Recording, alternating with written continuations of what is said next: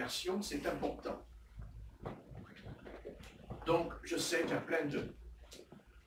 y a plein de pasteurs qui ont discuté là-dessus, et chacun a dit ce qu'il croyait, ce qu'il ne croyait pas.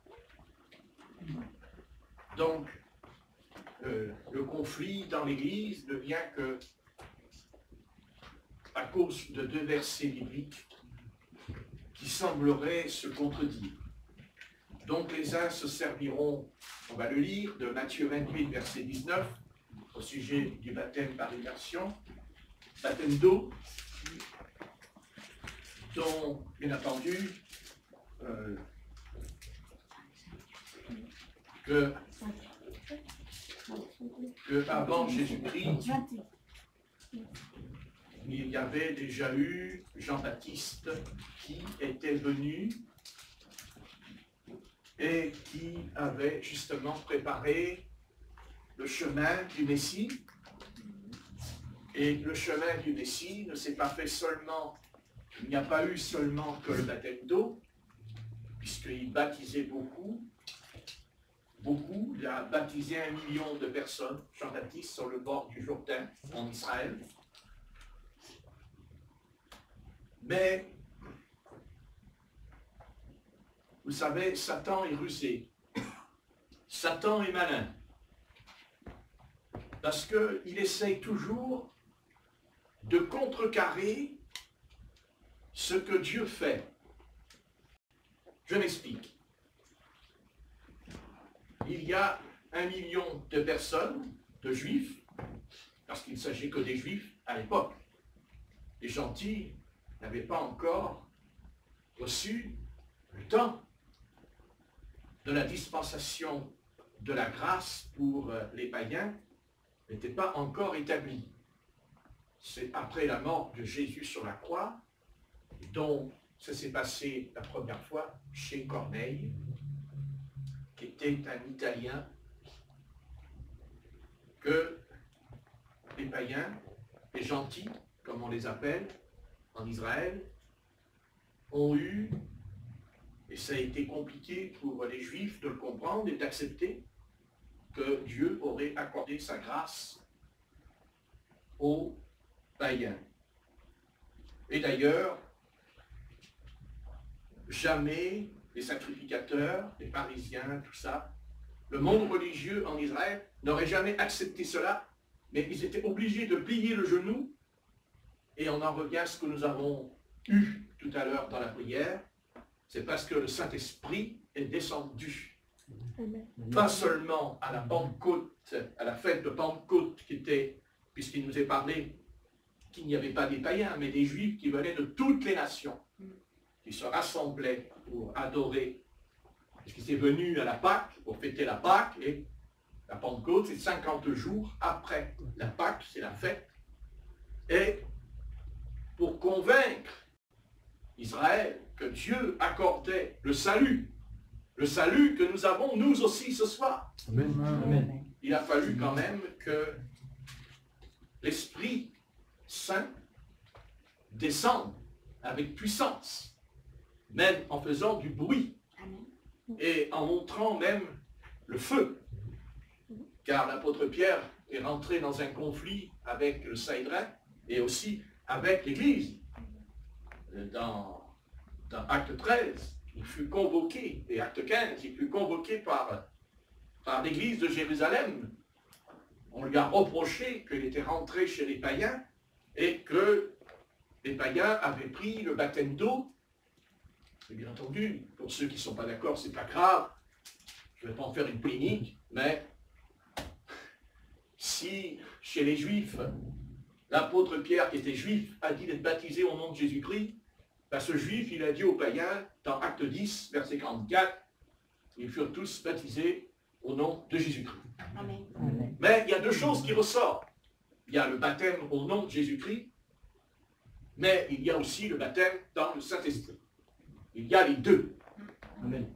Il n'y a pas seulement le baptême d'eau, mais il y a le baptême dans le Saint-Esprit avec le parler en d'autres langues. C'est comme ça.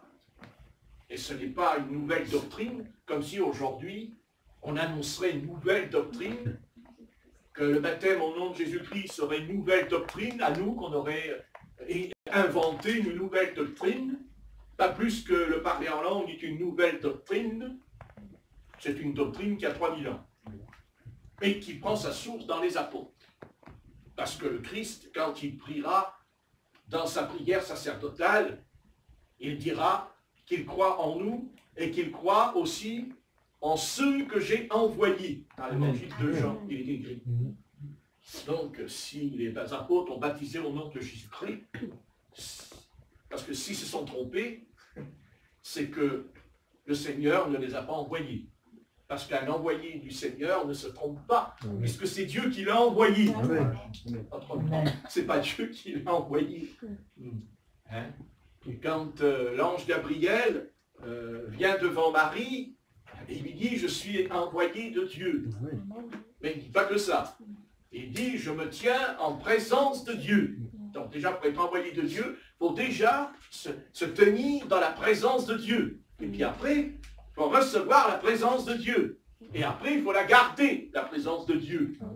Amen. Hein? Il faut la garder, il faut la cultiver. C'est que la présence de Dieu, ça se cultive.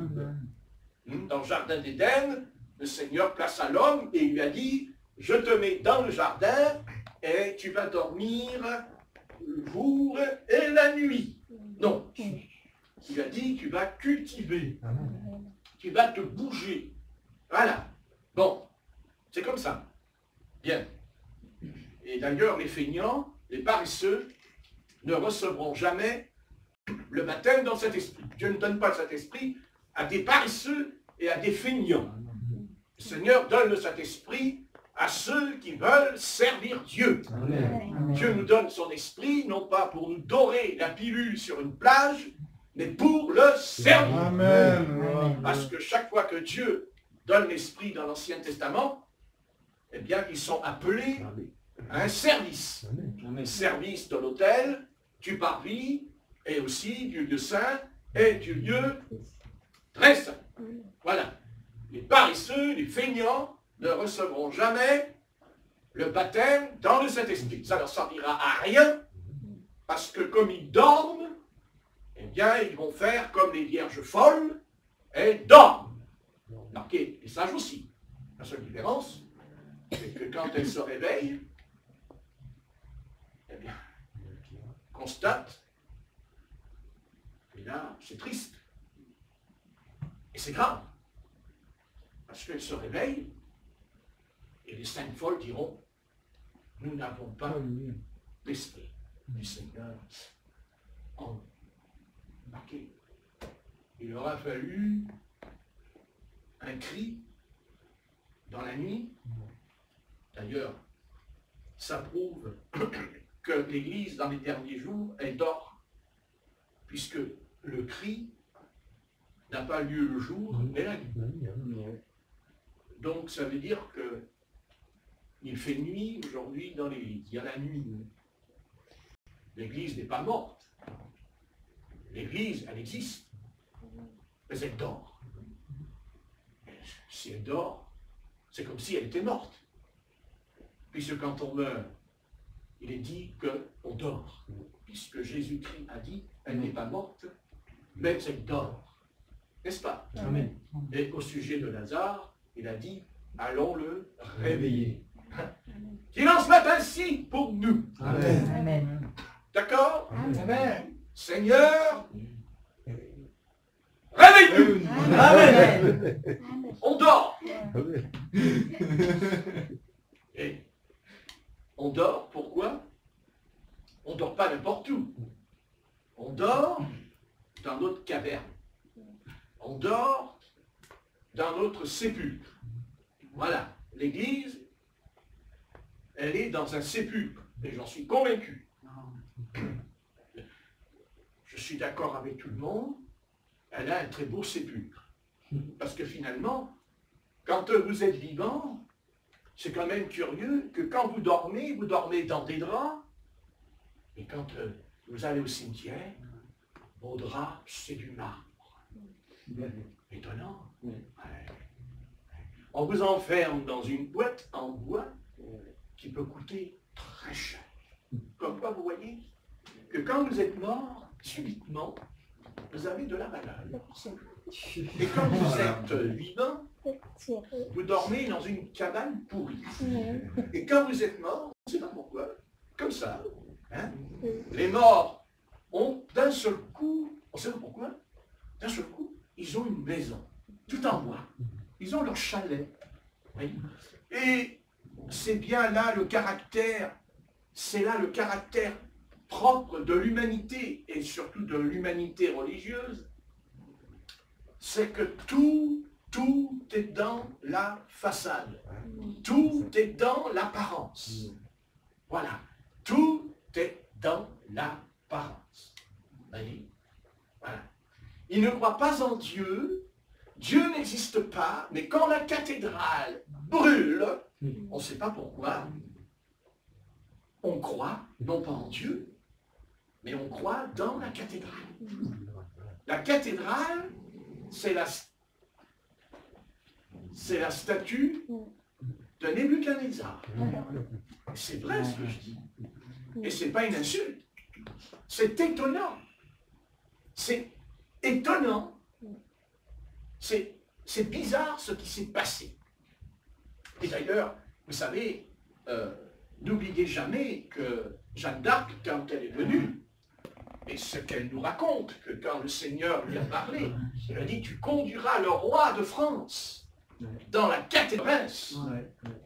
Et c'est là que le roi de France, la France, va retrouver sa royauté, car pendant 100 ans, elle était dominée par l'Angleterre. Ah oui. Ah oui. Pendant 100 ans, c'est-à-dire un siècle. Écrasée par l'Angleterre. C'était terrible. Surtout du côté de la Normandie, du Pas-de-Calais, c'était encore plus terrible qu'ici. Parce que la guerre de 100 ans, on n'en parle jamais. Mais vous savez qu'il y a eu la guerre de 100 ans dans ce pays. 100 ans, la guerre avec l'Angleterre. Je ne parle pas des Allemands, là. Je parle des Anglais, des British. Oui. Eh oui. Eh oui, elle 100 ans. Et c'est par une femme, une jeune fille, pardon, une jeune fille, qui gardait les brebis dans les champs, qu'elle a entendu la voix du Seigneur. Et qui lui a dit, tu vas délivrer la France. Elle a dû se regarder, les brebis, elles ont dû la regarder, elles ont fait bé, bé, et elle a dit, mais moi, jeune fille, je vais délivrer la France, une paysanne. Et Dieu lui a dit oui, parce que je t'ai choisi, toi. Amen. Et qu'importe, parce que vous savez, avec l'histoire, les historiens, ils ont la faculté de nous raconter plein de choses. Mais ne vous inquiétez pas que sur Jeanne d'Arc, il y a le 3/4 qui est un mensonge. Et certainement que la vérité, on ne nous l'a pas dit à ce sujet. Car ça dérangerait d'abord les intellects, ça dérangerait les scientifiques, n'est-ce pas? Alors on a un petit peu peaufiné, on a un peu arrangé l'histoire de Jeanne d'Arc. Mais Jeanne d'Arc, elle a été appelée comme David. Vous voyez? Et quand la France est en danger, quand la France est en danger, on ne sait pas pourquoi encore, mais il semblerait que Dieu intervient. Dieu intervient. Et je pense que notre pays, la France, va plonger dans l'abîme dans les mois qui suivent. Elle va plonger dans des luttes, de combats, de grands combats. Il va y avoir de grands combats.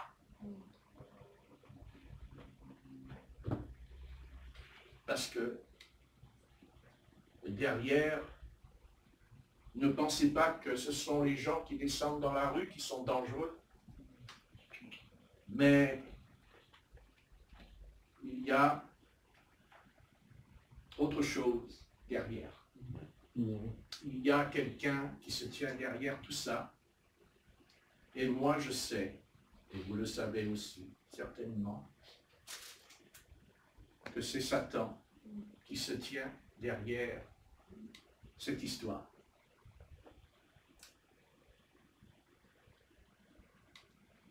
il n'y a pas d'autre solution, il n'y a pas d'autre chemin. Nous allons aller dans... Il va y avoir de grands déchirements, de grandes douleurs dans notre nation. On va beaucoup souffrir. On va beaucoup souffrir. Mais si le Seigneur permet que ça arrive, c'est pour nous sauver. Nous. Amen. Amen. Parce que nous sommes complètement à côté de la plaque. Et quel que soit le niveau de l'Église, et quand le niveau de l'Église est très bas, alors Jésus-Christ doit intervenir. Car Jésus-Christ ne laissera jamais son Église s'enfoncer et disparaître de l'histoire de la Bible. Nous existons et nous sommes l'Église parce que Christ est l'Église et parce que Christ est en nous. Nous ne sommes pas une cathédrale et on ne veut pas être une cathédrale. Ce que nous voulons, la cathédrale peut brûler à condition qu'il n'y a pas des gens qui brûlent dedans. Et comme par hasard, il faudrait nous expliquer pourquoi quand souvent, et à chaque fois, qu'un immeuble prend feu, il y a des gens qui brûlent dedans, il y a des morts. Mais là, la cathédrale, il n'y a pas de morts. Il n'y a que des poutres en chaîne qui brûlent comme ça, c'est pas vrai. Mais pourquoi tout ça? Pourquoi?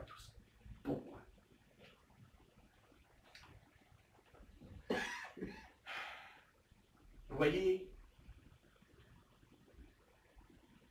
en fait, si on veut essayer de comprendre, nous savons que cette cathédrale porte un nom qui n'est pas comme les autres. Les autres cathédrales n'ont pas de nom. Celle-là, elle a un nom. Notre-Dame. Oui, de Paris. La question, c'est de se poser qu'en 1945, dont d'ailleurs on a fait un film, Paris brûle-t-il? Paris brûle-t-il? Est-ce que Paris va brûler? Et il n'a pas brûlé parce que le général nazi n'a pas voulu. Merci, parce que ça allait brûler, puisqu'ils avaient mis des explosions partout sur les ponts, et puis ça n'a pas été fait, mais ça ne veut pas dire que ça ne se fera pas. Car vous voyez, une malédiction peut être retardée, parce qu'il fallait que nous venions. Mais ça ne peut pas dire que ça ne viendra pas, ce qui devait venir. Car dans la Bible, nous avons des preuves bibliques qu'il y a des choses qui devaient arriver, telles que Ninive, par exemple, devait disparaître dans un tremblement de terre au bout de 40 jours et de 40 nuits. Et nous savons que ça a eu lieu que 100 ans plus tard. Mais Ninive a disparu quand même dans un tremblement de terre. Et 100 ans plus tard. Oui. Donc ça veut dire que Dieu a retardé. Pourquoi? Parce que Dieu a trouvé dans les hommes de Ninive, et même dans le roi de Ninive, et Dieu sait que c'est un peuple cruel. Je crois que c'est les Syriens. Assyriens. C'est pour ça que j'ai dit peut-être. Je me tiens son égard. Attention, prof, à côté de moi. Donc, oui, je fais attention. Attention.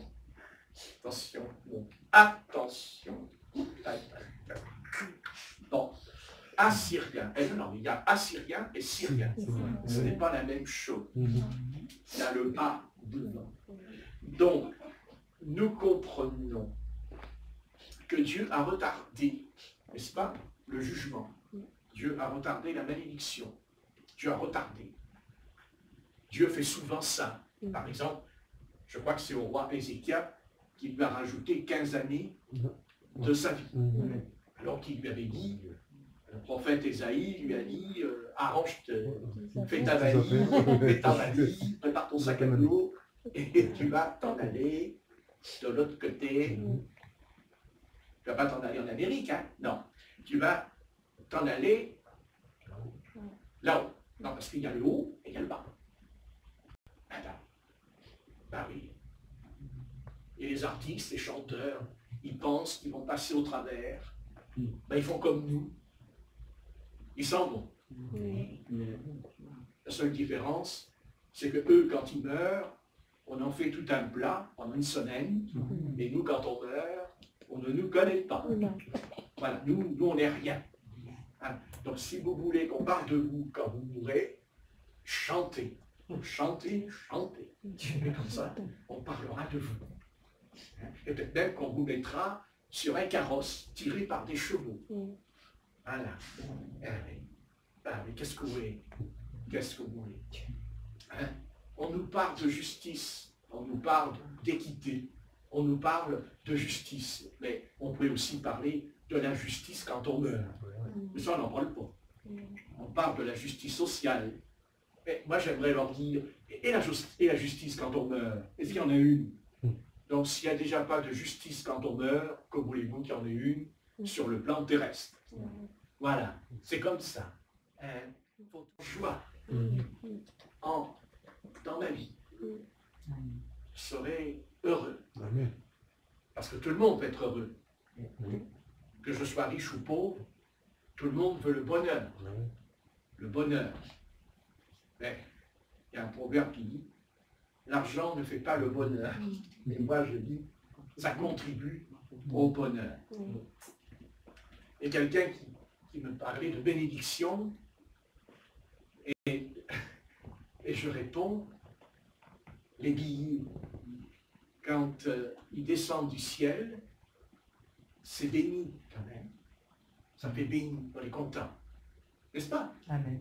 Non, parce que si vous n'êtes pas content que les billets descendent, si vous n'êtes pas heureux quand ils descendent dans votre vie, la bénédiction avec les billets, vous savez, la bénédiction elle descend, hein, et en même temps il y a l'onction, et en même temps il y a les billets de 50 € qui descendent. Ils descendent comme ça. Hein. On peut dire, oh je suis pas heureux, oh je suis pas heureux, oh je suis pas heureux. Hein. Alors écoutez, ne compliquons pas le problème. Donnez-les-moi. Je serai heureux de bonheur éternel au fond de moi, content au fond de moi. Hein? C'est normal, nous avons besoin d'argent. Et la Bible dit que l'argent appartient à l'Éternel. L'or appartient à l'Éternel. Et que c'est lui qui distribue selon son bon vouloir. Vous voyez, quand on est entre les mains de l'Éternel, quand on est entre les mains du Seigneur, vous voyez, il y a une chose qu'il va falloir arriver à comprendre. La parole nous dit qu'en Orient, il y avait un homme qui était très riche, très très riche. Il s'appelait Job. Et il a tout perdu. Il a tout perdu.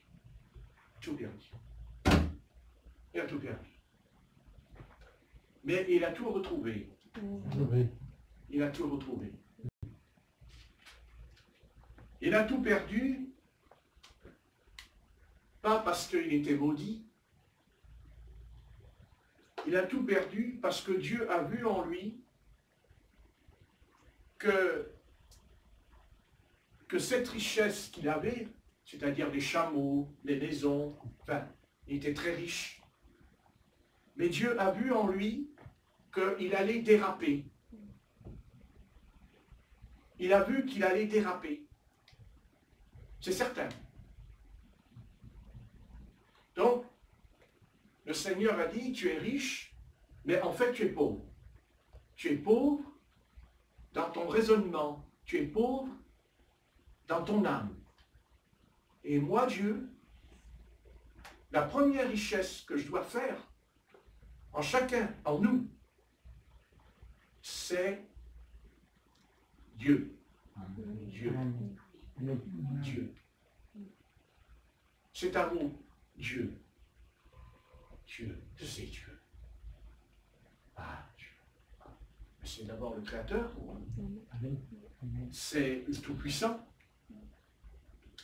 Et c'est un berger. Faire attention, un berger. Et Dieu dit, voilà, Job, je vais te nettoyer de l'intérieur.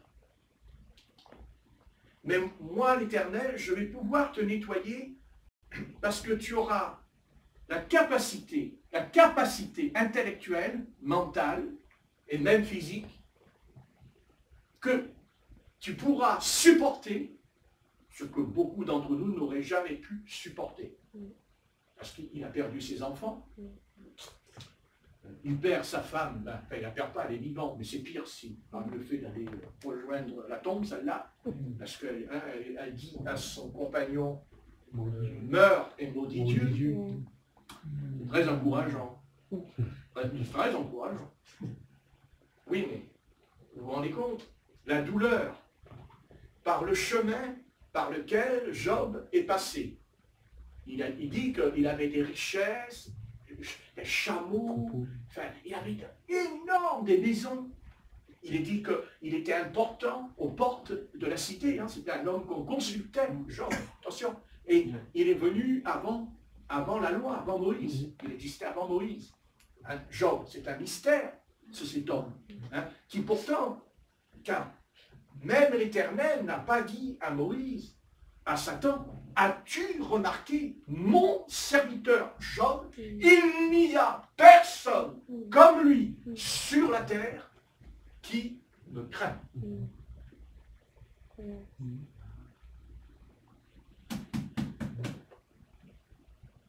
Il n'y en a pas beaucoup des Job aujourd'hui. Et je vous signale qu'il n'y avait pas la croix, il n'y avait pas la grâce du salut, il n'y avait pas les 10 commandements, il n'y avait pas la loi. Il est dit qu'il faisait un autel, qu'à chaque fois que ses enfants allaient manger, il est dit manger seulement entre eux, à ses sœurs et ses frères, il offrait un sacrifice tous les jours. Parce qu'il ne voulait pas que le péché, il dit le péché, dit Job. Il était riche, mais Dieu ne veut pas simplement que nous ayons des enfants, que nous ayons des maisons, que nous ayons plein d'argent, que nous ayons l'honneur, que nous ayons la statue. Dieu, lui, il veut en nous changer, nous transformer. Et quand on lit Job, on se dit, qu'est-ce qu'il y avait à changer en lui, puisque Dieu dit, pas à n'importe qui, Dieu, il ne parle pas à un homme, il parle à Satan. Il dit, Satan, as-tu remarqué mon serviteur Job? Il n'y a personne comme lui sur la terre, car il me sert jour et nuit. Satan? Ah, Satan. Ah, oui, mais c'est normal. Mais tu l'as béni. Mais maudis-le. Et puis on verra bien. S'il ne te réunit pas, on verra bien. D'accord. Je te permets. Vas-y. Vas-y, je te démolis la baraque. Parce que Satan, c'est tout ce qu'il sait faire. Démolir, détruire la baraque. Ça lui plaît. Attendez, il n'a pas attendu, hein, tout de suite.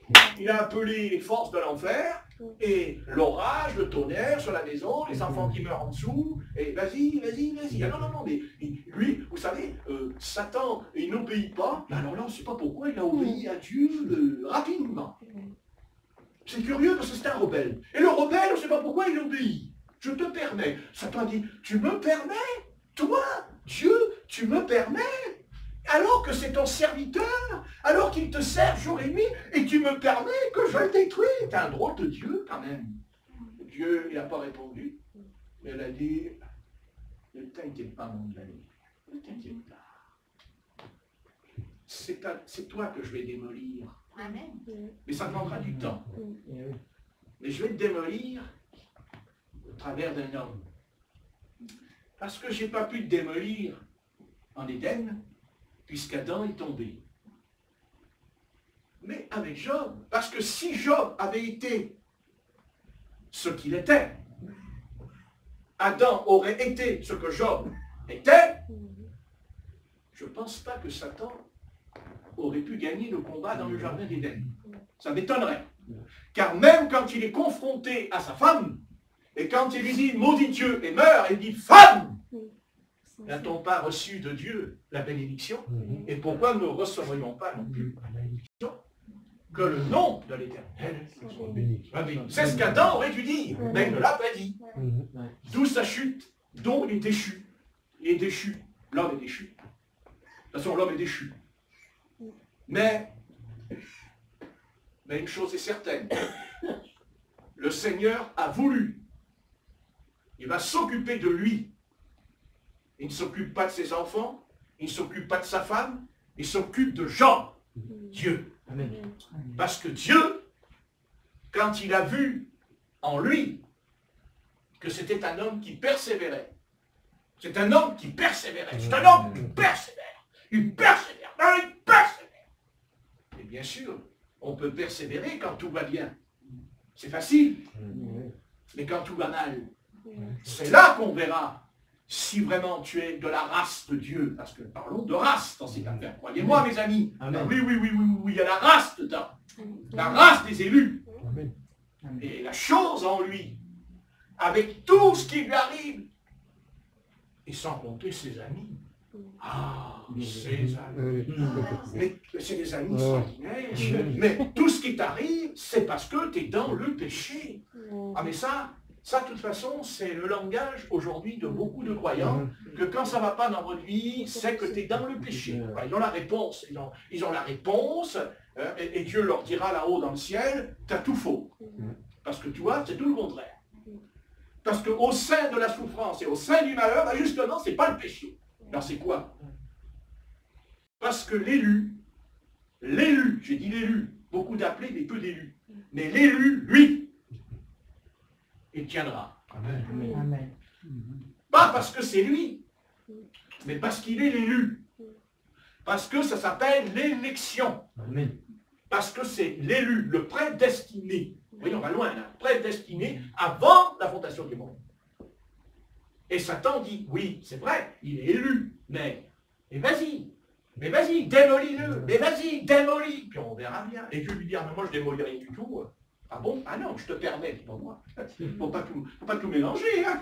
C'est pas moi qui frappe Job, c'est toi qui frappe Job.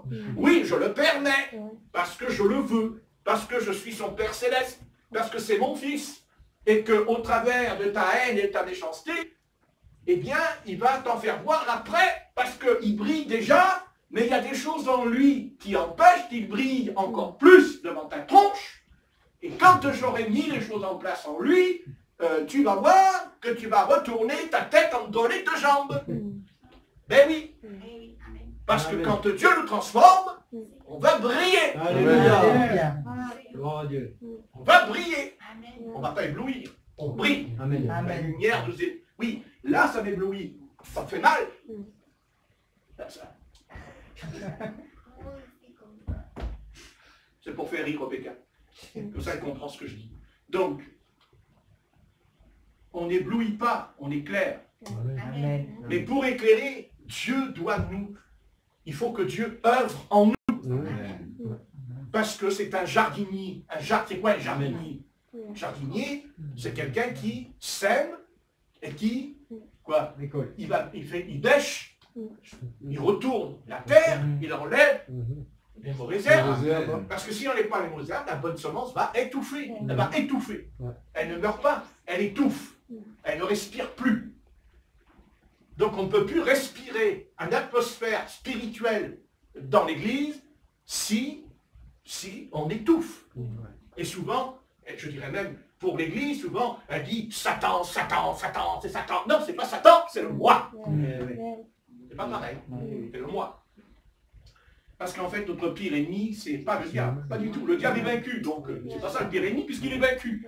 Puisqu'il dit à mon nom, je chasserai les démons, et les démons s'en vont. Mais par contre, le moi, lui, il s'en va pas. Et vous pouvez le chasser toute la journée, jeûner même 40 jours, 40 nuits, votre moi, il ne meurt pas. Parce que le moi, il ne meurt pas en jeûnant. Non. Le moi, il meurt parce que Christ vit en moi. Amen. Parce que Christ a été crucifié, enseveli et ressuscité. Parce que si Christ vit en moi, qu'il a été crucifié et enseveli, ça ne suffit pas. Il est ressuscité. Amen. Autrement, il ne peut pas me transformer s'il est mort. Mais Jésus-Christ, il est mort, enseveli. Enseveli, ça veut dire quoi enseveli? Ça veut dire que nous avons été crucifiés. Nous avons été crucifiés. Rappelez-vous d'où vous sortez, ce que vous êtes devenus. Excusez-moi. C'est quand même pas les magiciens qui nous ont transformés à coup de baguette. Hein? Non. Jésus a été crucifié. Et quand il est crucifié, je suis, dit l'apôtre Paul, je suis crucifié avec Christ par la foi. La foi d'Abraham.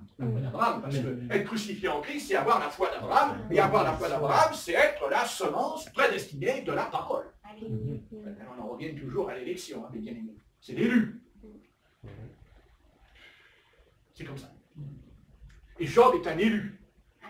Mais Dieu dit tu es un élu, alors on est content quand on est élu. Regardez, je suis un élu, je crois en Dieu, je parle en langue, je prophétise. Et même au nom de Jésus-Christ, je fais des miracles. Tous les 100 ans. Donc, je suis heureux. Et Dieu dit, oui, tu es un élu. Oui, tu es un élu. Oui, tu es un élu. Mais maintenant, montrez-moi qu'est-ce que c'est que l'élu, moi. Parce que l'élu, il est parfait. Ah, pardon, parfait. C'est parfait, l'élu. Ouais. Oh ben non, quand même. Je suis un élu, mais ne me parle pas d'être parfait. Ah non, parce que je ne peux plus dire ceci, je ne peux plus dire cela, je ne peux plus aller ici, je ne peux plus aller là. Eh bien oui, mais justement, c'est parce que tu es un élu. Parce que tu es un envoyé. Amen. Quand Dieu envoie l'ange Gabriel, quand Dieu dit à l'ange Gabriel, tu vas aller dans une ville, c'est ça, et tu vas annoncer qu'elle va tomber enceinte, et l'ange, qu'est-ce qu'il fait? Il va voir Élisabeth, il va voir Marie de Magdala? Non, il va voir Marie. Parce que l'ange lui a dit, tu iras, là, il rentre d'ailleurs, et je vous signale qu'il est poli, parce que l'ange est poli. Ah bah oui, c'est important. C'est important. Oui, il est poli, correct. Voilà. Il dit, voilà, je viens t'annoncer une bonne nouvelle. Voilà. Alors, d'accord, mais bon, Marie, elle dit, oui, mais d'accord. L'ange de Dieu, c'est un ange de Dieu, et tu me dis que je suis enceinte. Oui, mais moi, j'ai pas connu d'homme. Non, je ne comprends plus rien. Ne t'inquiète pas, je comprends. C'est le Saint-Esprit. Amen. Et quand on ne comprend pas, c'est que quand on ne comprend pas, c'est qu'il y a le Saint-Esprit. Ah oui, on ne fait pas assez attention à ça dans notre vie. Des fois, on ne comprend pas. On ne comprend pas les choses, des fois, qui nous arrivent. On devrait déjà se dire, mais est-ce que j'ai laissé dans ma vie toute la place au Saint-Esprit? Car le but du Seigneur dans Job, c'est qu'en fait, Job en est arrivé à une chose importante en lui, une chose très importante. Et la phrase est énorme. Énorme. Mes oreilles avaient entendu parler de toi, ô Éternel, mais maintenant, mon œil t'a vu. Et le Seigneur aurait pu le faire comme il a fait pour l'apôtre Paul. L'apôtre Paul, il voit le Seigneur Jésus sur le chemin de Damas. Pas Job, hein? Non, Job a eu un chemin. Il a eu une route, un chemin. Il a pris un chemin. Il a pris un chemin. Il l'a pris d'ailleurs. De toute façon, si Job était comme ça, parce qu'on parle de Job, nous on le voit comme un homme de 40 ans, quand on lit, ou 50 ans. Mais non, on se trompe. Si Job était un homme aussi près de Dieu, c'est que déjà, quand il était tout petit, quand il était un enfant, c'est pas possible. Donc il faudrait remonter à ses parents. faudrait remonter à son origine. Et moi, personnellement, je peux me tromper, mais je pense que c'est une origine qui viendrait de Madian. De Madian, parce qu'il est dit que quand Moïse a été à la montagne du Sinaï, quand il arrive à la montagne, il dit qu'il a rencontré les sacrificateurs et il dit les sacrificateurs de Madian. Et ce n'était pas n'importe qui, hein, loin de là. Parce qu'il vivait au pied de la montagne de l'Éternel. Et il savait que l'Éternel habitait là-haut, il le savait. Et c'est pour ça que l'Éternel a envoyé Moïse vers eux. Il a pu envoyer vers autre chose. Il les a envoyés vers eux. Il a conduit Moïse vers ces êtres, on ne connaît pas trop. Mais on sait en tout cas qu'une chose est certaine, c'est que le beau-père de Moïse avait une sacrée sagesse, parce qu'il appelle Moïse et lui dit, mon fils, ne fais pas ceci, ne fais pas cela, ne fais comme ça, fais comme ça. Et Moïse a écouté. Son beau-père, il a écouté. Vous vous rendez compte, il voyait l'Éternel, il parlait avec l'Éternel. Il y avait le feu, le tonnerre, les éclairs, 40 jours de jeûne, de prière. Et tout d'un coup, Moïse va, son beau-père, un homme, et lui dit, mon fils, c'est trop lourd ce que tu portes. Établis des anciens autour de toi. Non mais, Moïse, c'est pas Dieu qui lui a dit en haut de la montagne du Sinaï. C'est pas Dieu qui lui a dit dans le feu. C'est son beau-père. Et c'est ça la sagesse de Dieu. C'est ça la sagesse de Dieu. Parce que Dieu, on ne le voit pas, et pourtant, il est dans toutes petites choses de la vie. Et combien de fois Dieu doit nous parler dans la journée, mais on ne fait pas attention. On ne fait pas, on n'est pas, on est ailleurs. Et vous voyez, c'est pas toujours dans le feu, c'est pas, non, c'est les petites choses. Il faut faire attention aux petites choses. Hein, les petites choses. Hein? Ben oui, tout petit, on ne fait pas attention. Ah oui, ça, c'est... Et c'est là que je reconnais Dieu, moi. Parce que Dieu, il est capable d'être grand et en même temps tout petit. Parce qu'il est Dieu. Et pourquoi il est Dieu? Et parce qu'il est humble. Parce qu'il n'est pas orgueilleux. Vous savez, quand on parle du Seigneur Jésus de Nazareth, hein, on parle de Jésus-Christ, il était Dieu, le Père était en lui. On en sort dans l'église sur le Christ partout. Hein, le Christ, le roi des rois, le Messie, tout ça. Mais ce qu'on ne dit pas sur le Seigneur Jésus-Christ de Nazareth, il était humble et doux de cœur. Oui. Et c'est là justement où l'Esprit de Dieu va en venir là quand je parle. Finalement, pourquoi Dieu nous envoie des épreuves? Pourquoi Dieu nous envoie des coups durs? Mais justement, parce qu'on n'est pas humble. Et parce qu'on n'est pas doux. Et que pour être humble et doux, ça ne se fait pas parce qu'on l'a lu dans la Bible. On peut lire la Bible pendant 30 ans, soit humble, soit doux. Mais on est le pire des orgueilleux quand on parle du Seigneur. Car on peut être orgueilleux sur le plan religieux. On peut être têtu sur le plan. C'est pour ça d'ailleurs qu'il y a des disputes. Pourquoi il y a des disputes et des querelles dans l'Église au sujet du baptême, de la doctrine et tout? Mais si on réfléchit, n'est-ce pas l'homme? N'est-ce parce que l'homme n'est pas mort? Parce que le moi n'est pas crucifié? Croyez-vous qu'un homme qui est crucifié en Christ, il va faire des... Non, il ne peut pas puisqu'il est mort. Un mort, ça ne parle pas un mort. Ah non. Et celui qui dort, il parle, il ronfle. Heureusement, on ne sait pas s'il est mort, il ronfle finalement. Alors, les asticots, ils ont du mal à dormir dans la terre, hein, parce qu'ils entendent les morts. Oh, il ne peut pas s'arrêter, lui. Hein? Non, mais c'est rigolo, mais c'est un peu vrai, peut-être. Hein, on ne sait pas. Et on y a été, nous, au fond de la terre. Qui vous dit que les morts, ils ne ronflent pas? Hein? Hein? Ah bon?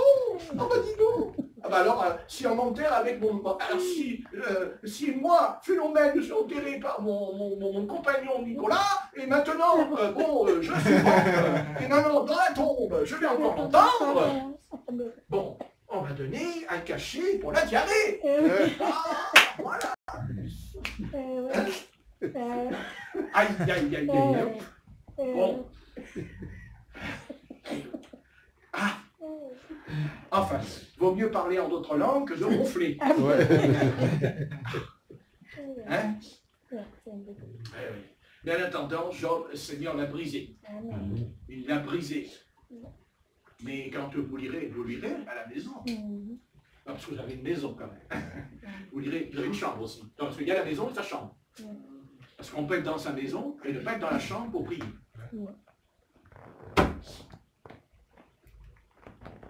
Parce qu'on peut fermer toutes les portes de l'appartement, ça ne servira pas à grand-chose.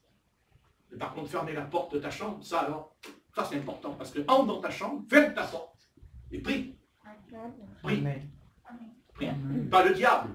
Ton Père Céleste qui est dans les cieux. C'est important parce que là, qui prie, mais avec, savoir avec qui ils sont là. Non, mais bon, je me tais. En attendant, Job, Seigneur, amenez c'est toi. Ah ouais. Ah ouais. Ah. Ah, c'est beau. Seigneur, mes oreilles avaient entendu parler de toi. C'est ça, nous, on l'entend. On entend du voix. Ah, pauvre croyant, pauvre pécheur. Il ne sait plus dans quelle église il faut aller aujourd'hui. Parce qu'il n'entend pas la voix du Seigneur, il entend les voix de l'église. Alors, vous avez la voix catholique romaine, vous avez la voix protestante. Ah oui, ils ont chacun leur voix. Puisqu'ils annoncent chacun quelque chose qui n'est pas en accord avec l'un et l'autre. Donc ça s'appelle la confusion et l'apostasie. Mais nous, on n'entend pas la voix de l'Église romaine, on n'entend pas la voix de la Réforme, on n'entend pas la voix des méthodistes ou la voix des pentecôtistes. Nous entendons la voix du Seigneur. Mais parce que nous sommes montés sur la montagne de la prière, la montagne de la transfiguration. On entend comme Ésaïe. Ésaïe, il était juif, il était israélite, c'est le prophète et tout. Mais à un moment donné, il entend la voix de l'Éternel qui va ébranler le temple. Ah oui. Et il voit aussi le roi assis sur le trône. Il voit, mais il a fallu que Ésaïe passe par un certain chemin, qui d'ailleurs, lui, finira aussi dans un tronc d'arbre, puisqu'on va le mettre dans un tronc d'arbre et il va mourir séché dans le tronc d'arbre. Ésaïe. Lui qui a tellement parlé de son sauveur qui allait mourir pour l'humanité et a un petit peu goûté, un petit peu... Non, parce qu'on voudrait avoir l'auréole de la gloire. On n'a pas l'auréole de la gloire tout de suite. Oui, la gloire, nous l'aurons. Alléluia. Mais avant, mon petit, il va falloir que je te brise. Et bien sûr, Dieu ne nous brise pas pour nous casser. Dieu ne casse pas. Dieu brise pour que nous ayons la vie et non la mort. Et il prendra un exemple. D'ailleurs, dans Jean 6, il prend un exemple. Il prend le grain de blé. Il dit, grain de blé, tu es un grain de blé. Mais tu n'es pas seulement un grain de blé, tu vas en donner un autre. Et tu vas en donner un autre. C'est-à-dire que tu appelles tes âmes au salut. Un autre. Mais petit grain de blé, que tu es joli, que tu es beau. C'est bon, c'est bon. C'est bon. C'est bon. Mais le grain de blé, lui, il dit, oui, je sais que je suis bon. Quand tu as déjà mangé les graines de blé, c'est très bon. Mais l'autre, le grain de blé, s'il pouvait nous dire, arrête, arrête. Parce que le grain de blé, il faut le... Enfin, ceux qui ont encore les 32 dents. Le grain de blé fait... Vous le mangez, le grain de blé, vous le mâchez, le grain de blé, et après, vous l'avalez. C'est comme la viande. La mâche. Autrement, on a mal au ventre. Et nous, c'est pareil. On est dans la bouche de l'Éternel. Ah oui, puisque c'est vrai, dit, je te vomirai de ma bouche, dans l'Apocalypse. Donc nous sommes dans la bouche du Seigneur, et le Seigneur, qu'est-ce qu'il fait? Qu'il est bon, Patrick. Oh, qu'il est bon. Seulement, le Patrick, mais qu'est-ce qu'il fait? Il donne des coups de poing. Il tape sur les dents, il n'est pas content. Et le Seigneur dit, continue, vas-y. Et l'Éternel, il fait, le Seigneur, il a des grandes molaires. Et puis à un moment donné, le Seigneur, qu'est-ce qu'il fait? Allez. Comme Adam. Et alors, le grain de blé, un de mes qui se mettait en colère, il fait « Bonjour, vous allez bien ?»« Ouais, vous me comprenez? Ah bon? Ah oui, je vous comprends. Oui, oui, mais je vais vous taper. Faut pas vous gêner. Le Seigneur a dit que ça me frappe dans la joue et dans le cœur. Et souvent quand ça arrive, on ne tend même pas les deux. On envoie la main. Signé Patrick. Donc on ne peut pas. On ne peut pas. Voilà, Patrick il va venir, il se trouve dans un conflit, et il dit, moi je suis un chrétien, je suis converti, je suis pasteur aussi, je suis pasteur, enfin ça fait du bien. Et l'autre il dit, je t'en. Te calme-toi, je vais t'appeler, et puis. Et le Christ il me regarde, il m'a dit, j'ai du boulot pour ce garçon. Et je vais m'en occuper. Ça prendra 10 ans. Ça prendra 20 ans. Mais il faut dire que pendant 20 ans, il y en a quelques-uns qui vont passer entre ses mains. Et peut-être qu'ils vont avoir des bleus.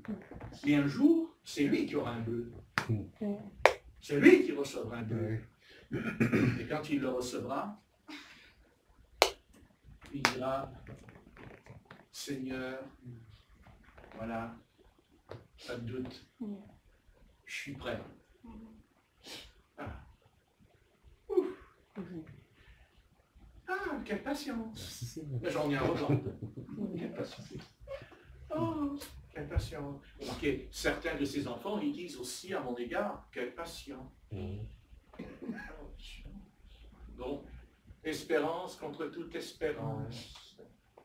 Qu'est-ce qu'on va bien pouvoir faire avec ce garçon? Parce qu'il y a des moments, on aimerait bien quand même, il faut un petit coup de bâton sur la tête à celui-là. Mais on ne peut pas. Et il faut le supporter. Supportons. Mais un jour, on se dit, tiens, ça par exemple, on n'en revient pas. Oh ben dis donc, changer en 24 heures. Bon, moi il faut 48 heures. Donc, voilà. Et quand j'ai dit 48 heures, il y a quelqu'un qui a fait...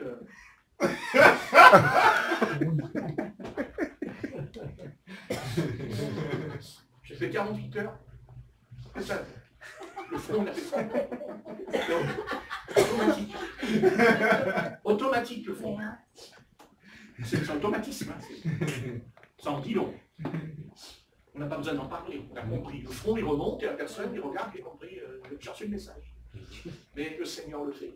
Amen. Amen. Seulement, là où il faut faire attention, c'est que souvent, quand on attend que les autres changent, ou quand on voit que les autres changent, il faut faire attention de veiller à nous aussi. Amen. De faire attention de ne pas tomber dans le piège qu'on penserait que nous n'en avons pas besoin. Nous aussi. Peut-être pas dans le même domaine, mais dans un autre domaine. Amen. Et qu'il faut aussi des années. Bien sûr, ça se voit moins. Parce qu'il y a eu l'éducation, il y a eu des choses, ça se voit moins.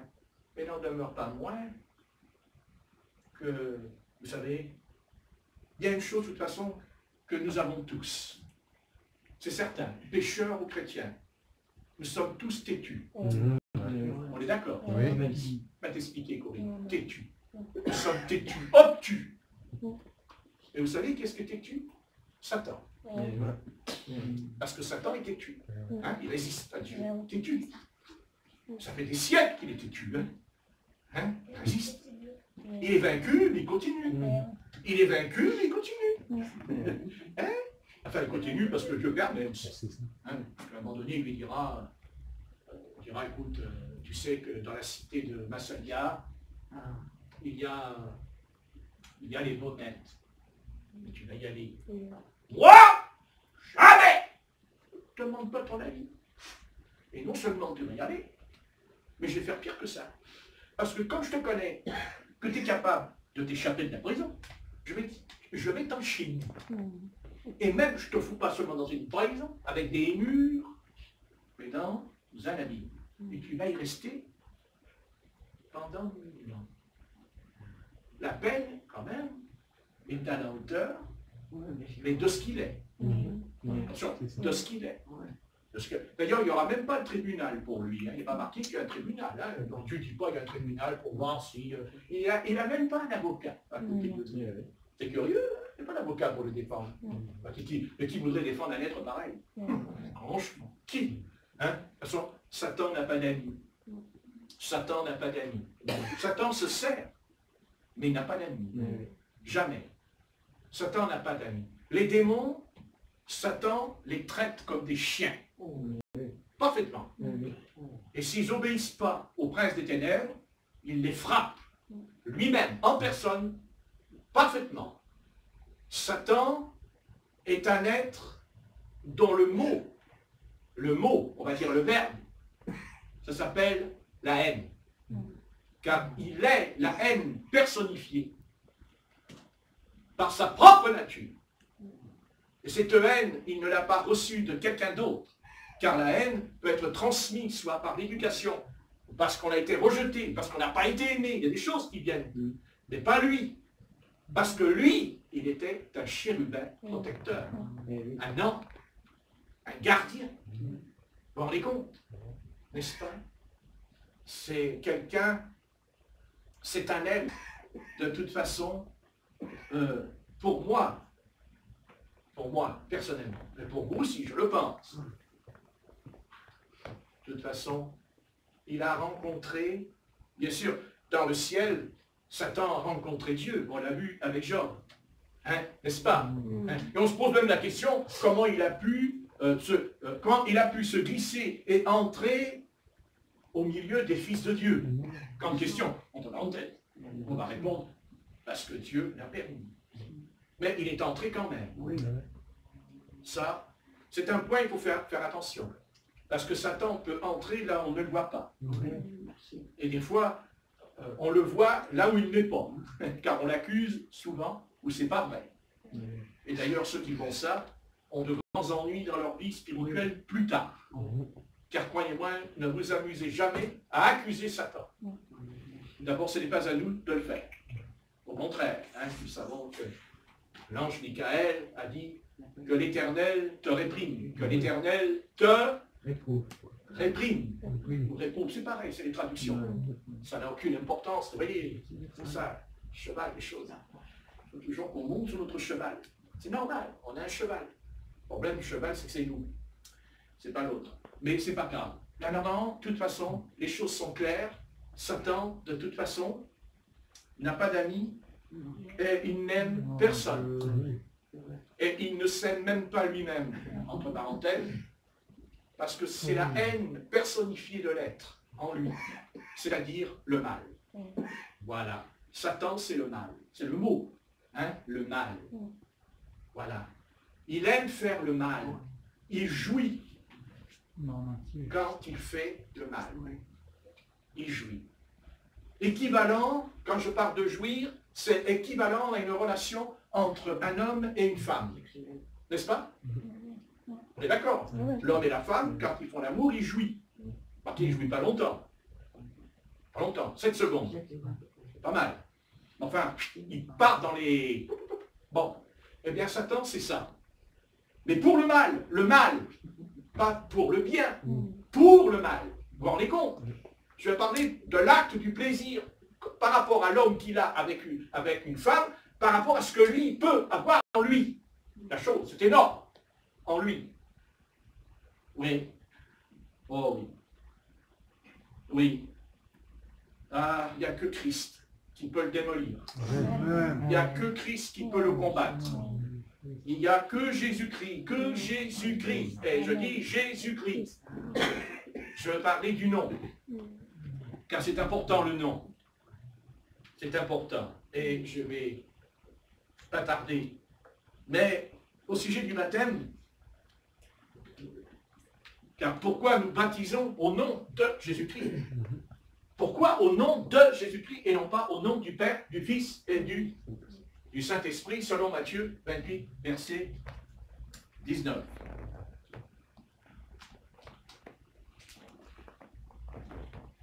Dans Matthieu, on va lire Matthieu 28, et on lira verset 18. Matthieu, et je demanderai à Corinne si elle a la force de le lire, et elle me lira que le verset 18. Jésus s'approcha et leur parla ainsi. Tout pouvoir m'a été donné dans le ciel et sur la terre. Voilà. Après, le Seigneur enchaînera en disant, baptisez-les au nom du Père, du Fils et du Saint-Esprit, et faites-en des disciples parmi toutes les nations. Ce que j'aimerais dire à ceux qui ne veulent pas, ou qui n'ont pas compris, pourquoi le baptême est dans un nom, et non pas dans 3 titres. Parce que Père, Fils, Saint-Esprit, ce n'est pas un nom. C'est certain. Ce n'est pas le nom du Seigneur. Ce n'est pas le nom de Yahvé. Non. Non. Non. Et ça, une raison. C'est ce qui m'a interpellé, puisqu'il y a une discussion avec le frère Roger au téléphone, ça fait d'ailleurs 2 fois, qui me branche avec son baptême avec la Pentecôte, qui va là-bas, à l'Assemblée. Il ne s'en sort pas, mais il continue. Mais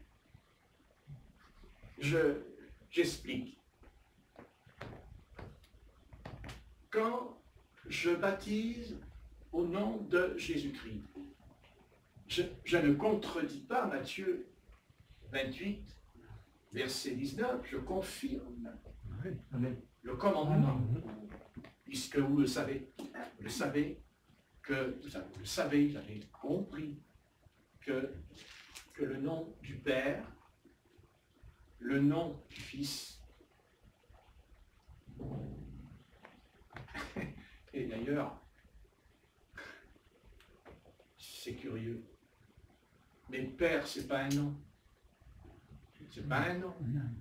C'est un titre. C'est une qualité. Moi, je ne suis pas père, je n'ai pas d'enfant. Donc, je ne suis pas père, je n'ai pas d'enfant. Notre frère Nicolas est père, parce qu'il a signé étonnant quand il lui dit père. Mais à un moment donné, quand il faut signer un chèque, il ne dit pas père, il dit Nicolas. Nicolas Frédéric Legrand. Donc, voilà, non, c'est le nom. On ne peut pas toucher un chèque si on ne met pas le nom. Donc, vous pouvez signer père, grand-père, c'est pas le nom. Quel est le nom de mon grand-père, par exemple? Donc, Jésus-Christ dira, baptisé dans le nom du Père, du Fils et du Saint-Esprit. Et comme par hasard, la phrase est écrite au singulier, puisqu'il n'y a pas de X au haut, et il n'y a pas de S au nom, puisqu'ils sont 3. Il y aurait au pluriel un S au nom et un X au nom. La phrase est écrite au singulier. Donc, le nom du Père, du Fils et du Saint-Esprit, c'est Jésus, puisque c'est le nom de Jésus. C'est ce que l'ange Gabriel dira à Marie, tu lui donneras le nom de Jésus, c'est-à-dire le nom en hébreu, Yeshua.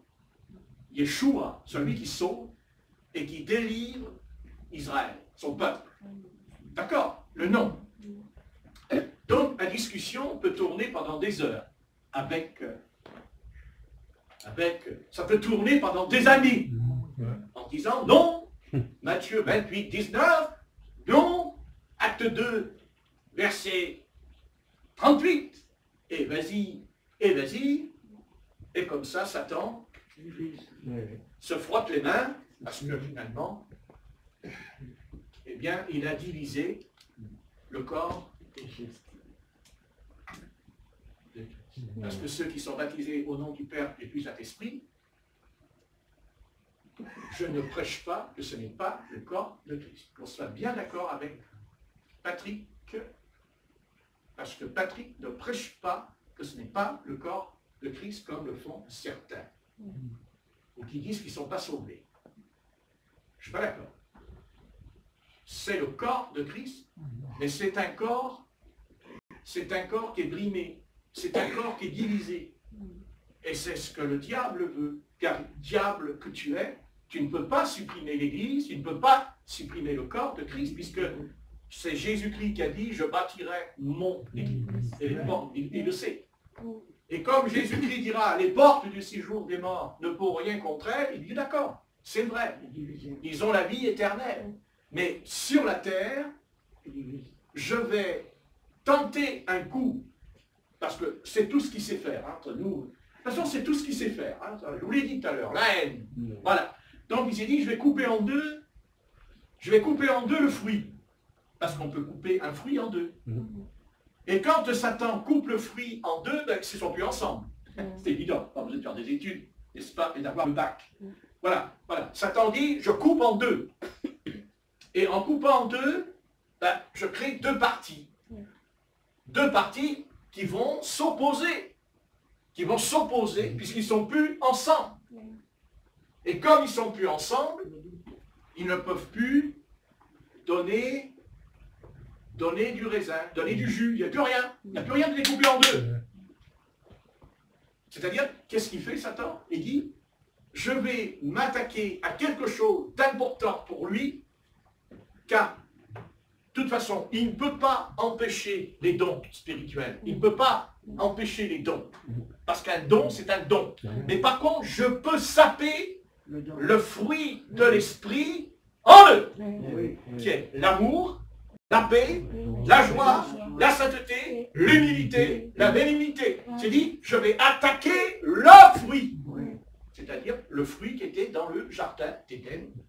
C'est-à-dire l'arbre de vie. Car en fait, l'adversaire sait très bien que l'homme est tombé parce qu'il y a deux arbres. Il le sait. Il le sait qu'il a pu, si Dieu avait dit à Adam, si Dieu n'avait pas parlé de deux arbres, pourquoi voulez-vous qu'Adam tombe?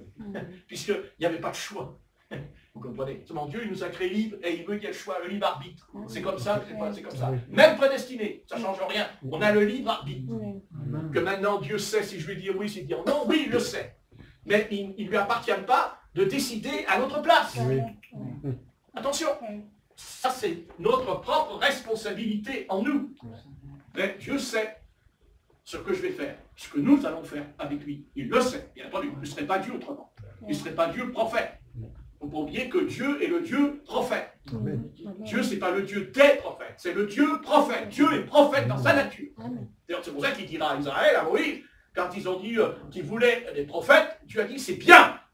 Dans Deutéronome, le Seigneur a dit c'est bien. J'ai dit le prophète. Vous comprenez? Donc Satan veut partager le fruit en deux, veut couper le fruit en deux. Donc, quand l'Église est née à la Pentecôte, personne ne peut contester l'évidence, puisque nous savons tous que quand l'Église est née à la Pentecôte, la révélation de Jésus-Christ tombe sur l'apôtre Pierre, puisque c'est lui qui a été choisi, puisque le Seigneur lui a dit, n'est-ce pas, que c'est lui, que quand il sera converti, il affermira les frères, c'est lui qui l'a dit, tu seras justement une pierre, qu'il a été choisi. Bon, voilà, c'est lui, voilà, sur cette pierre, non pas sur la pierre, la doctrine, mais sur la révélation qu'il a reçue à la Pentecôte. Repentez-vous, soyez baptisés au nom de Jésus-Christ. Mais attendez, pas baptisés seulement au nom de Jésus-Christ, mais pour la rémission de vos péchés. Et, conjonction, et vous recevrez le don du Saint-Esprit. Amen. Amen. On dit Amen. Amen. Parce que j'ai dit ce que dit la Bible. Amen.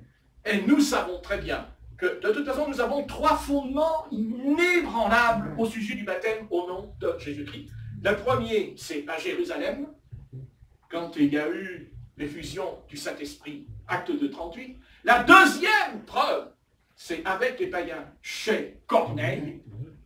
Qu'est-ce qui les empêche d'être baptisés? Puisqu'ils ont reçu le don du Saint-Esprit, ils parlent en langue comme nous à la Pentecôte. Et il dit, il les baptisa au nom du Seigneur Jésus. Nous avons un fondement. Et nous en avons encore un troisième et un quatrième. Mais le troisième, ben, c'est pas compliqué, c'est en Samarie. Et là, ce n'est pas un apôtre qui prêche, c'est un évangéliste, car Philippe ne fait pas partie des apôtres. Ah non, non, ce n'est pas le même Philippe qui a parlé avec Jésus dans l'évangile de Jean. Ce n'est pas lui, c'en est un autre. Non, non. Non, non. Ça, c'était Philippe, qui était un diacre, et qui est devenu un évangéliste. Mais ce n'est pas un apôtre. Ce n'est pas lui. Et pourtant, quand il prêchera le Christ, eh bien, il dit qu'ils étaient baptisés au nom du Seigneur Jésus. Et la quatrième, qui est incontestable, et ça c'est notre grand ami, le meilleur des meilleurs, là c'est l'apôtre Paul, à Éphèse, acte 19, verset 5, quand il rencontrera les disciples de Jean-Baptiste, qui eux lui diront, mais nous avons été baptisés du baptême de Jean, du baptême de repentance. Et l'apôtre Paul dira, oui, mais il va les rebaptiser, c'est écrit, au nom du Seigneur Jésus, et il leur imposera les mains, et le Saint-Esprit viendra sur eux, et ils parleront en langue, et ils prophétisent devant, et ils étaient 12 hommes. Ça fait penser aux 12 tribus, hein, un peu, vous voyez, hein, non, c'est curieux, 12. Voilà, ça détaille. Mais c'est pour vous expliquer qu'il y a là le fondement. Et là, nous avons un fondement inébranlable, qui concerne d'ailleurs l'Église catholique romaine, puisque l'apôtre Paul, quand il arrive à Rome, et c'est pas lui qui a bâti l'Église, c'est pas lui. C'est pas lui qui a bâti l'Église à Rome, hein, c'est pas lui. Mais il a été à Rome puisqu'il a fait appel à César, il voulait voir César pour parler, c'est Dieu qui lui avait dit qu'il ira devant César. Et l'apôtre Paul nous dit, dans Romains 6, 3, nous tous qui avons été baptisés en Jésus-Christ, nous avons été baptisés en sa mort, afin de devenir une même plante avec lui. C'est-à-dire l'arbre de vie qui était dans le jardin d'Éden, l'arbre de vie qui est dans l'Apocalypse. Amen. Amen. Une même plante. C'est-à-dire la même nature que Christ. Maintenant, pourquoi je veux que nous soyons baptisés au nom de Jésus-Christ? Parce que je vous ai sorti des arguments, je peux en sortir un autre. Je pourrais sortir un autre argument qui est incontestable. Et je l'ai dit à Roger hier, tu lui diras au pasteur de la Pentecôte, tu lui diras que l'apôtre Paul a dit, est-ce en mon nom que vous avez été baptisés? Est-ce en mon nom? Mais attendez, pourquoi l'apôtre Paul il dit, est-ce en mon nom? Ça veut dire que c'était dans un nom le baptême. Autrement, il n'aurait pas dit, est-ce en mon nom? Excusez-moi, sans avoir raison, je ne pas avoir raison, mais Père du Saint-Esprit, c'est pas un nom. C'est pas un nom. Mon nom, c'est Patrick Barthes, c'est mon nom. Et je peux être père, mais quel est le nom de moi le père, quel est mon nom? C'est Patrick Barthes. B-A-R-T-H-E, pour ceux qui ne savent pas l'écrire. Et ne rajoutez pas un S à la fin, ça fait Barthès. Et ça ne me plaît pas. Ça ne me plaît pas, Barthès. Vous savez pourquoi? Bien. Les joueurs de ballon. Exactement, mon frère. Bon. Bon. Très bien.